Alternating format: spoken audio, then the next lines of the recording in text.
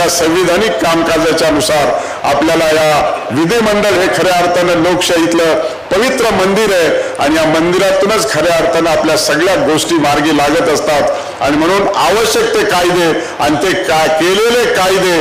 प्रामाणिकपणे आणि व्यवस्थितरित्या सर्वसामान्यपर्यंत पोहोचले पाहिजेत। योजना असतील, योजनेच्या माध्यमातून कार्यवाही केली असेल, मग राज्य सरकार असो की केंद्र सरकार असो, शेवटी आपल्याला दुर्लक्षित घटकाला न्याय देण्याच्या दृष्टिकोनातून जे पवित्र काम त्या विधिमंडळाच्या दोन्ही सभागृहामध्ये होतं, त्या सभागृहाची जबाबदारी माझ्यावर असल्या कारणानं निश्चित स्वरूपामध्ये यथायोग्य सार्वजनिक आणि सामाजिक आणि सर्वसमावेशक जे जे प्रश्न असतील ते प्रश्न आपण नीट नाटके आणि चांगल्या रीतीने सोडवण्याचा आणि दोन्ही पक्ष आणि विपक्षाचा